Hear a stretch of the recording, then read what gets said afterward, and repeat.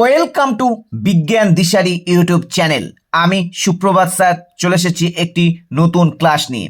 আজ দশম শ্রেণীর ভৌত বিজ্ঞানের প্রথম অধ্যায় পরিবেশের জন্য ভাবনা, এই অধ্যায় থেকে 1 নম্বরে প্রশ্ন উত্তর নিয়ে আলোচনা করব, যেগুলো মাধ্যমিক 2027 এবং সামনেই ফার্স্ট সামেটিভ পরীক্ষার জন্য খুবই ইম্পর্টেন্ট।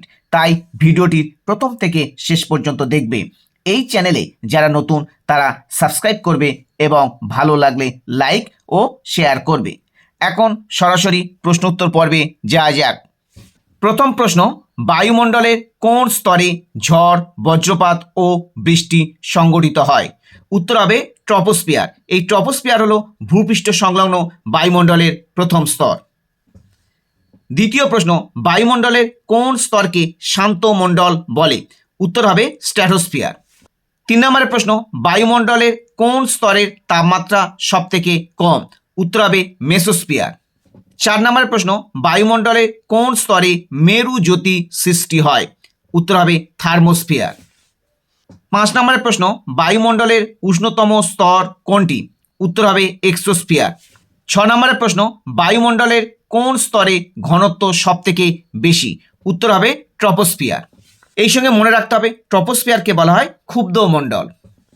7 নম্বরের প্রশ্ন, বায়ুমণ্ডলের কোন স্তরে কৃত্রিম উপগ্রহ ও মহাকাশ স্টেশন অবস্থান করে? উত্তর হবে এক্সোস্ফিয়ার। 8 নম্বরের প্রশ্ন, কোন কোন গ্যাস ওজোন স্তর ধ্বংস করে? এই টাইপের প্রশ্ন খুবই ইম্পর্টেন্ট। উত্তর হবে দেখো NO অর্থাৎ নাইট্রিক অক্সাইড, NO2 অর্থাৎ নাইট্রোজেন ডাইঅক্সাইড এবং CFC অর্থাৎ ক্লোরোফ্লুরোকার্বন। আমাদের মনে রাখতে হবে 3টি গ্যাস ওজোন স্তর ধ্বংস করে। কি কি হলো? NO মানে নাইট্রিক অক্সাইড, NO2 মানে নাইট্রোজেন ডাইঅক্সাইড এবং CFC। এই 3টি গ্যাসের নাম মনে রাখবে। এই 3টি গ্যাসই ওজোন স্তর অর্থাৎ ওজোন স্তরের ওজোন ক্ষয়ে সহায়তা করে। নেক্সট 9 নম্বরে, বিশ্ব উষ্ণায়নের জন্য অর্থাৎ গ্লোবাল ওয়ার্মিং, এই বিশ্ব উষ্ণায়নের জন্য দায়ী প্রধান গ্যাস কোনটি? উত্তর হবে CO2 অর্থাৎ কার্বন ডাইঅক্সাইড।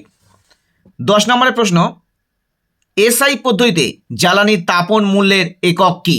উত্তর হবে জুল পার কেজি। এটা SI পদ্ধতি জুল পার কেজি।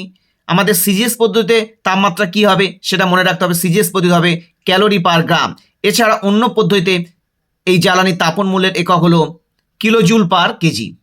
নেক্সট 11 দাগের প্রশ্ন, বায়োগ্যাসের প্রধান উপাদান কি? উত্তর হবে মিথেন, যার সংকেত CH4। এই প্রশ্নটা খুবই ইম্পর্টেন্ট। 1 বছর অন্তর অন্তর এই প্রশ্ন মাধ্যমিক কিন্তু আসে যে বায়োগ্যাসের প্রধান উপাদান কি। তাহলে বায়োগ্যাসের প্রধান উপাদান হলো মিথেন, যার সংকেত CH4। এবার 12 দাগের প্রশ্ন, কাকে সুইট গ্যাস বলে? উত্তর হবে কয়লা খনির মিথেন বা কোল বেড মিথেন। কয়লা খনির মিথেন বা কোল বেড মিথেনকে বলা হয় সুইট গ্যাস। নেক্সট 13 দাগের প্রশ্ন, কাকে ফায়ার আইস বা আগুনে বরফ বলে? উত্তর হবে মিথেন হাইড্রেট, যার সংকেত 4CH4, 23H2O। এই প্রশ্নটা খুব ইম্পর্টেন্ট। ফায়ার আইস বা আগুনে বরফ কাকে বলে? তাহলে এই 13টি প্রশ্ন 1 নম্বরের প্রশ্ন উত্তর হিসাবে আলোচনা করলাম। এগুলো মাধ্যমিক এবং তার সঙ্গে সঙ্গে সামনেই ফার্স্ট সামেটিভ পরীক্ষার জন্য খুবই ইম্পর্টেন্ট। এগুলো তোমরা ভালো করে মুখস্থ করবে। আজ তাহলে এই পর্যন্ত, আবার দেখা হবে নতুন কোনো ক্লাস নিয়ে। তোমরা এই চ্যানেলের সাথে থেকো।